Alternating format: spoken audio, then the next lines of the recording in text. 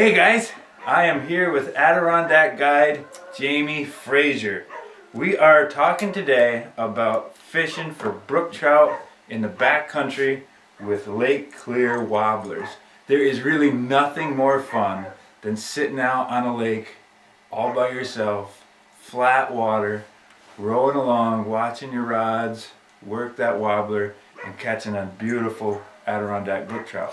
But there's a lot of tricks to that. It sounds easy, but it isn't. There's so many ways to not catch a brook trout. And that's why we got Jamie here. He's going to explain. He's been guiding for how many years? 35 plus years. 30 some years. 35 some odd years of guiding and fishing his entire life. He has this down to a science, and he's going to share with us today. If this is valuable to you, please like and subscribe. Also check out, he's got a channel and a website. But Jamie, we'd love to hear how you set up to fish for Troll Lake Clear. Well, yeah. So what we'll first, guys, and hopefully you do get a few things out of this, because you know, they are widely used. A lot of different people here in the Adirondacks like to use a Lake Clear Wabbler. I mean, they almost go synonymous with backcountry pond fishing. But there may be a little things, and if you know, little tricks to it that, and especially if you've never done it, you might feel like, wow, you know, you hopefully you pick up a few little things. Now, when you go to buy a Lake Clear Wabbler, there are many different kind of colors. Years ago, there was, you know, a few things. You know, you might have copper and nickel. I don't even remember being able to buy like some of these other newer color type patterns. And what we would do years ago, every once in a while, you'd see somebody that maybe painted one, or I would take a lot of times buy different tape, and I'd put tape on it to change it up a little. You could do that. You can buy all kinds of that kind of stuff. But now with a lot of these new colors, it's really not necessary. Sizes, they do vary in sizes. Typically, I'm going to use the bigger ones. I do occasionally will carry a smaller Lake Clear with me in case I'm in like a real shallow little pond, or maybe even a small beaver pond where you're just getting hung up a lot and you want to try something a little different. So typically you're going to be fishing with a Lake Clear of about this size. They're actually called number ones, and they vary in color. How do I pick my colors? Generally speaking now, I'm almost always going to start one rod, and I almost always am going to troll with 2 to 3 rods at the same time. And I almost always start with a copper and nickel. That's almost always going to be one of my go-tos. But that being said, I'm always, unless the fish are really biting, I'm almost always going to start with those rods, and I almost would never use the same setup on each rod because you don't know what's hitting.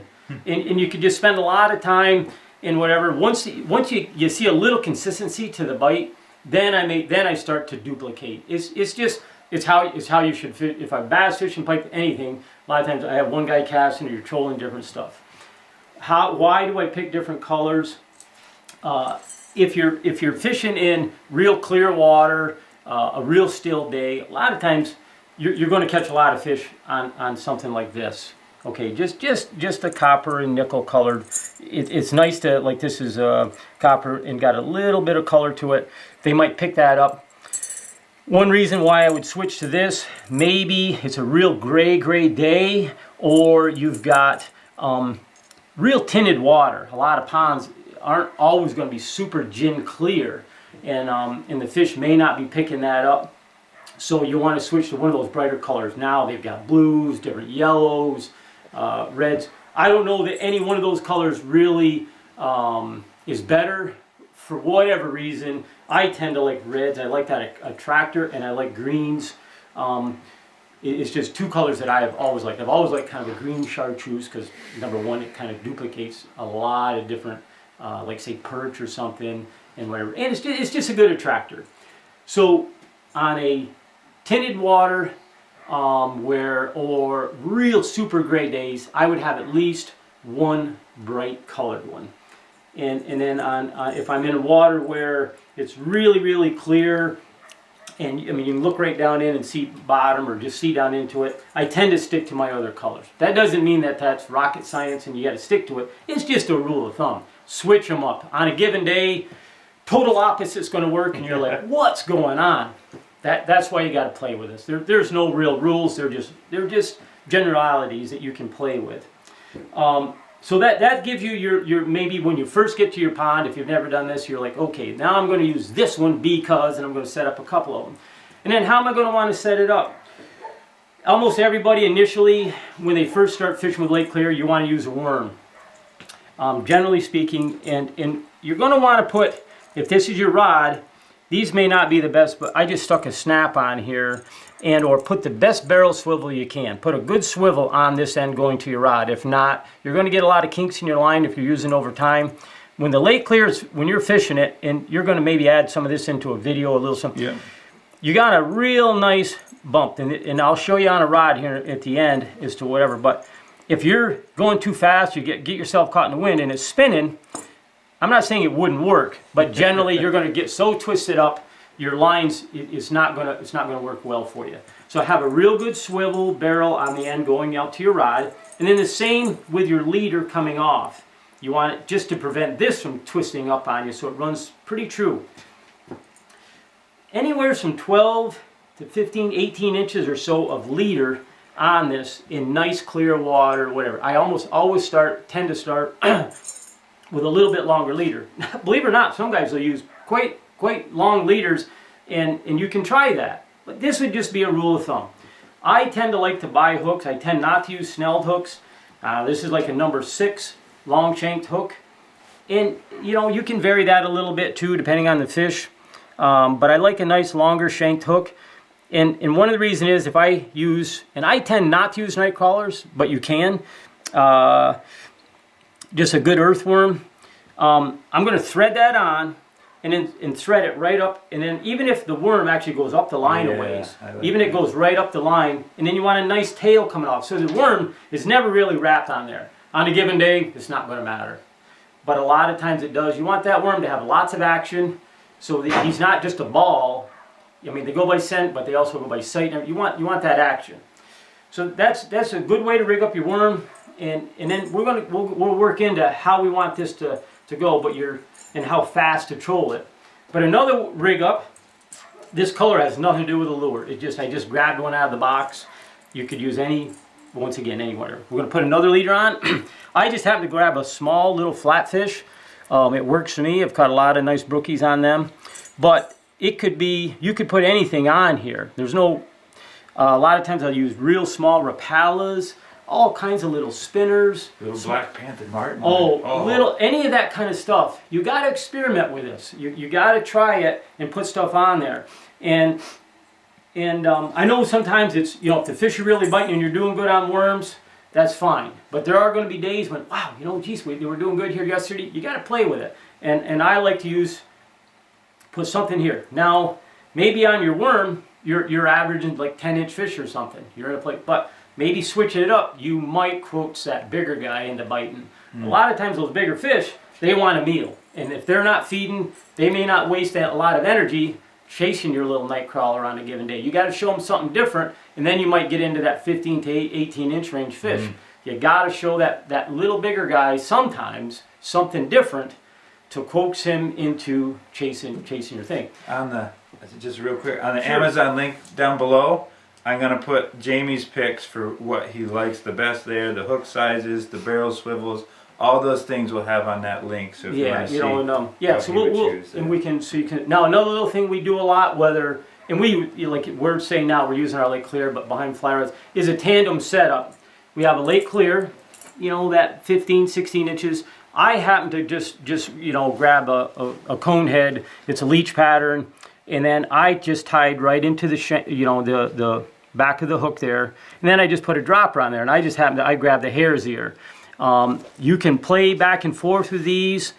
You can play with it, but typically I like black and olive, sometimes white, but I definitely fish a lot with black and olive color. A lot of these ponds, almost all of them, have a percentage of leeches in them here in the Adirondacks, and trout love leeches. So black and olive typically are going to be the color of a lot of your leeches. You can play with the size of this depending on the pond you're fishing. And then your dropper, you just want to and you can use 2 different leech patterns. It doesn't matter. I just tend to always just put like a hare's ear, a pheasant tail, something like that out back, and a lot of times that'll help pick you up fish. So those are 3 different types of setups that you can play with, and you just got to vary them. You can vary the flies, vary your lures. Now here it's not, and then this one would be for your worm. Then another little thing that may or may not, I'm just going to show you a couple of things on with the rod and what to look for. But one little thing, when you're setting these up, these setups now, they're not inexpensive. I mean, this right here could easily be 15 bucks. Yeah. This is a $10 to $12 lure now. I want to say roughly, depending on where you buy it. Yep. And all it is an attractor. and what you got to remember, the Lake Clear, I mean, it's a lure of sorts, but it's an attractor, it's a flasher. All it's doing is hopefully getting you into the water column where you think the fish are, or where you hope they are, and we'll play with that a little bit, talk about it. But it's just an attractor to get you in the water column, wherever we think those fish are. And yeah, but this is like a 10 to plus, a few bucks here, a couple bucks there. So what you want to try to do, or what I try to do in my regular box, if I'm fishing with 6 to 8 pound test lines, say, it'd be rare for me to, unless I grab the wrong rod and have 10 pound on a given rod on a given day. But if you're using mono, braided, you get away with different things, but with mono, say you got 8 pound test line, you got a medium action rod, medium to light, I would probably put this first leader 6 pound, and maybe only 4 pound or so on this little dropper. And the reason is, if this gets hung up in the bottom, it could be a rotten tree, rock, doesn't matter, you're hung up. And you break this off, now you've only lost a couple bucks. Yeah. You break off, say you broke this part off, you've only lost your 5-6 bucks. You didn't lose the whole setup. That's what you try to do, and you're hoping that to break it, it all works and whatever. So little thing, 8 pound test, maybe 6, 4, 5, or at least keep these lower with hopes that you're not going to lose everything. That's a great idea. Yeah, and it just, like I say, we go through a lot of tackle throughout the year. We are getting paid every day, but same time it's like, you got to be kidding me. How much did we spend this year on, You almost need a credit reference if you have a tackle box for Lake Clear Wabbler. Yeah, it's funny. I'm always checking, I have great guys that work for us, but it's like, wow, you're tallying. We go through a lot of tackle.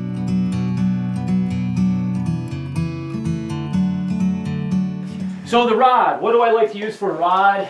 Typically when you're fishing brookies, you're going to be fishing out of, not always, but here in the Adirondacks, a lot of our favorite little ponds are stuff we got to hike into.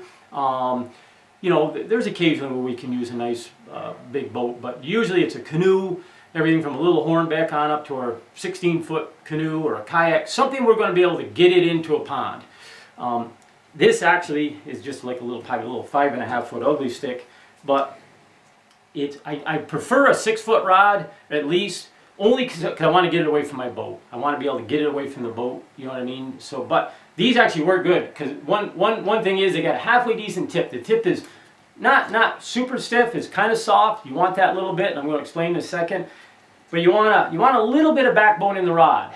I had some rods that growing up that I loved, some nice little pack rods. But if they're a little too soft and you're trolling, and you get quite a bit of line out, and if you're in a nice deep pond, some days you're going to have quite a bit of line out, and on a good clear day, you want to get that lure away from your boat, because if not, you're spooking fish all the time. Depending on how deep it is where you're going with your canoe, you're going real quiet. You kind of got to hunt the trout sometimes a little bit. You got to go easy if you're with noises and vibrations and everything. So the only reason I can get it away from the rod, but I want enough backbone to set the hook. If you have a super soft rod and you got that, 50 feet of mono, right? It's a big rubber band. Right now you got all that stretch, because mono does stretch some. So you want to get rid of as much of that, unless you're fishing braided line. But we're just going to talk about mono for right now. A nice little tip that's going to give a little bit and a little bit of backbone in the rod, so that you can boom set the hook. Now, when you're trolling along and you're out of a canoe, we're not talking motorboats or not using whatever. A lot of given days, you are literally just crawling with your trolling speed for these. One reason is you want to prevent spin, and I'll show you one little odd trick when we're here in a second. But you want to prevent that Lake Clear from spinning, because all it does, typically you're going too fast. Fish may or may not hit, but you're going to get a lot of mess up in your line. So you want to keep your trolling speed to almost a crawl in your canoe. In what you do, and it varies because you got to keep in mind, how deep is the body of water you're in. If you're constantly getting down on the bottom, you either got to bring in a little line or try speeding up a little bit. It's just one or the other. You got to work it. But on your rod, it's going to be when that Lake Clear is working, it's just a real nice boop boop boop boop boop boop, just like that. It's just a nice. If it gets much faster, it's starting to vibrate. You may be going too fast. Now I will speed up some days. I'll make an odd little turn, and I'll just for a few paddle strokes, I'll give it a little speed. Anything to change it sometimes. Or if you're running real smooth, if I have another guy in my boat or something, I'll just pump that rod, just a little bit, just enough to change the rate of speed and maybe make it a little bit erratic or something. But that rod tip typically is a bump, bump, bump, bump, bump, just like that. That means that lure's working nice. And all you got to do on a nice day, get a few feet of line out, hold your rod out. Now remember, a lot of this is geared toward the guys that you've never done this. You're watching your rod tip, and you can see that lure. You can just see, you can practice. You can see it right there, and it should have a real nice back and forth, and that rod will have a nice. So if you had a super stiff rod, you're not going to get that. And a lot of days you're trolling around, you're watching them. You almost get caught yourself in a trance watching these rod tips. And it's like it's a happy place. It's a happy thing. It's like woo-wee. That's it. I talked to an old timer once. He said instead of all the electronics and everything, all you need with Lake Clear Wabbler to get all the information you need is that last 10 inches of your rod. Right. You can tell your depth. You can know if you got too much spin. You can so much, and then see that go. Yeah, and once in a while it'll be acting funny. Like you won't get that nice. Well, you either picked up something off the bottom, or your Lake Clear got twisted up, and you bring it in because there's no way I want to be going around some pond for an hour and find out that the one was all messed up. So you'll pick up on that. So now. Other guys are going to agree and disagree with this because a lot of times when we fish, we'll have one fly rod. But like I said before, if I'm going to have all spinning gear, all Lake Clears, I'll probably have 2 or 3 rods. Sometimes one rod over my shoulder and 2 off to the side, but minimum of 2. If you're getting it down, now comes to setting the hook with a Lake Clear, or depends on the bait you're using. If you're using live bait, and we're saying for the most part here in the Adirondacks, you're fishing with a worm. Once in a while, your lure or whatever. And we're catching 10 to 15 inch brookies, and you're going boop, boop, boop, boop, boop, boop, and you're watching. Now, a lot of times my rods will be in a rod holder sitting down, and I'll see it. It'll be boop, boop, boop, boop, boop, and it'll start to grab your tip. A lot of times I'll grab that rod. I try to keep my boat moving a little bit. I don't want to stop. A lot of times you won't if you go to set the hook, when you first see that, you'll miss the fish a lot. So a lot of times, if my rod's right here, I'm just maintaining momentum, or I try to. I'll set it back to them. I'll just set it back. Now I may not even feel the fish, but that second time when they grab it, that's usually when I set the hook. That's not always true, but a lot of times you'll miss that fish that first time if you just grab that rod. So a lot of times, boom, I see the strike, and a lot of times I let it back. Now an exception is sometimes they're being super aggressive, and or it's just a real good fish, and that rod's like coming out of the boat. I mean, and at that point in time, you're grabbing your rod and you just set that hook, and but try it. If you're just getting subtle hits, it's a boop, boop, and all of a sudden your rod's like this. Just set it back. Try to keep momentum going a little bit with the boat, and then set the hook. Now, if you're switching to a fly or you're using an artificial, a lot of times, now if I have a guy in my boat with me, I'll have him hold the rods, because on the fly, more times than not, they may strike at it more than once. But when they do grab it, you want to set that hook, and then bring them in. I think that's a real quick just on that. I mean, then there's the fact that handling your fish, stuff like that. But we've kind of went over different ways of hooking it up, different ways of whatever. Did anything come to mind, Roger? Yeah, I mean, one of the things, not only the Lake Clear, the reason we pay $12 for this dopey little thing, not only does it add that flash which attracts the fish, but it's also adding a crazy natural swim action to your bait. You think about, like Jamie said, that most of these Adirondack ponds are loaded with those big nasty leeches that scare you, right?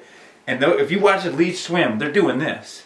There's hardly anything you can cast and retrieve that's going to make that kind of action. but the kick of that Lake Clear Wabbler, when it's done right, I think I've got some video of it. I mean, it's doing what you want to do, and it just entices a strike Big time. better than like anything else you can throw at them. It really is an amazing thing. And I don't want to underemphasize enough this trick about this little tiny fly behind the fly. I have watched on days when it's super clear and I can see 3 brook trout following my fly. Right. And that's all they're doing. They're just trailing it like 8 inches behind, tracking the thing, and they're not whacking. Right. And then I tied that fly on, and I'm getting like every single time. And that's if it don't, and if it's not working, change up the color. Get 2, 3 patterns, 3 patterns that you would want to carry with you, and right up top, hare's ear, that cream brown, maybe a green. If you had that, and maybe in a couple of sizes, you'd be good. But we tend to carry hare's ear, pheasant tail, copper johns, and a few different couple sizes and a couple colors, and then you switch it up. And a lot of times, that's what it takes to either get skunked or maybe just picking up a few fish that day. Because no matter who we are and how good we think we are, there's some days you're just not going to hit it right.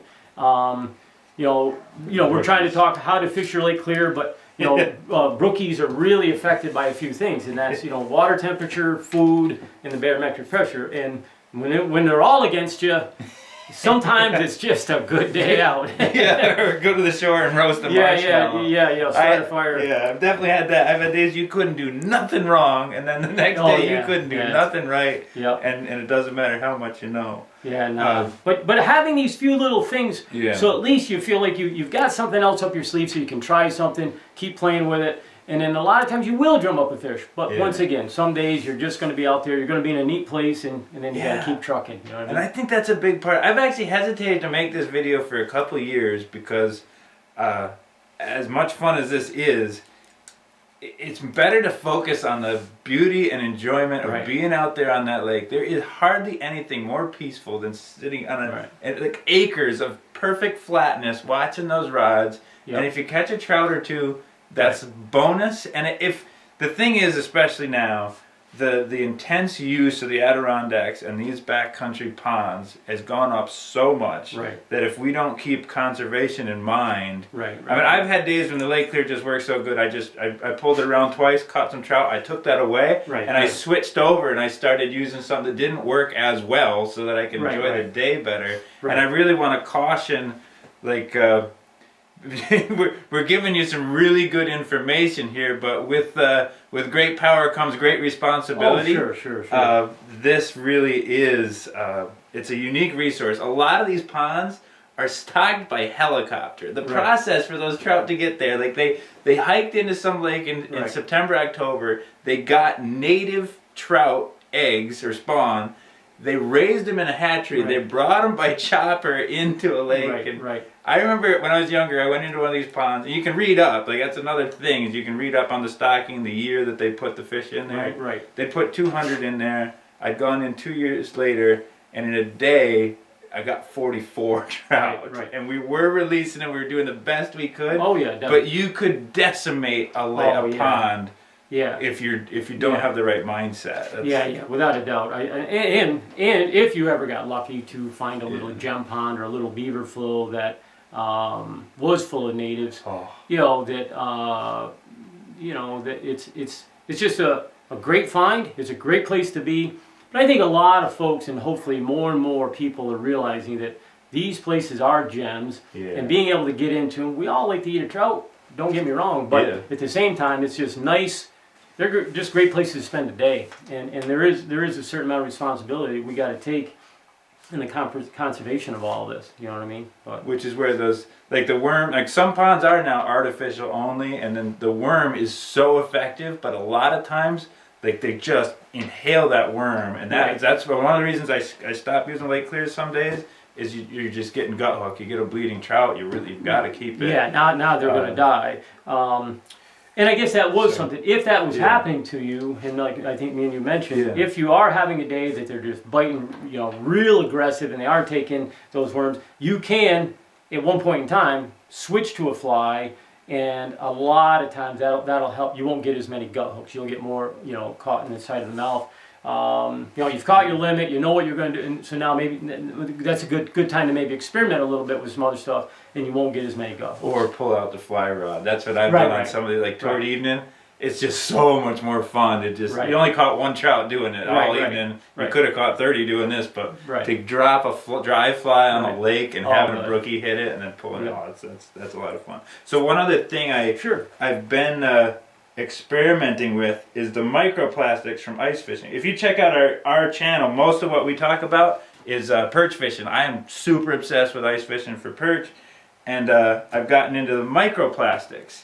Microplastics are, I mean, these are beauties. These are on the site. These are made by BY Baits. They are not only got crazy action, even more so than a fly, they're also scented.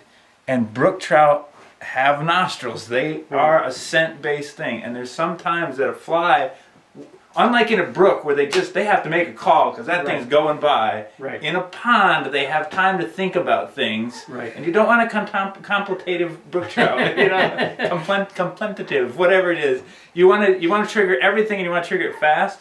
And having that little bit of scent makes a big difference. I've dragged these microplastics, and it's been like using a worm. Oh. But the beauty of it is they're shorter, and you're more likely to get a nice, clean mouth hook. Right. There. Or if you are using flies, the new scents that the guys are using, like the smelt scent and the add-on scents, if flies hold that stink really well. Yeah. You give that a little squirt or a little dip of that stuff, and that can be what turns them on. That's a whole nother angle. The scent thing is a big That's another part video. of the creature.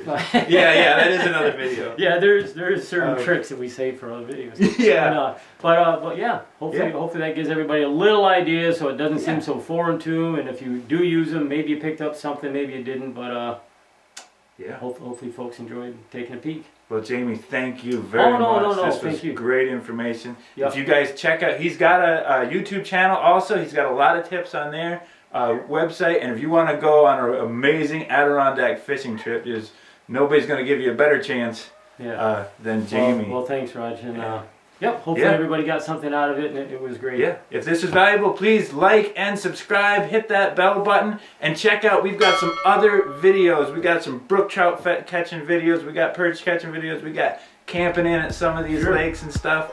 Check out those videos there at the end, and thank you for watching. Yeah, take care, folks.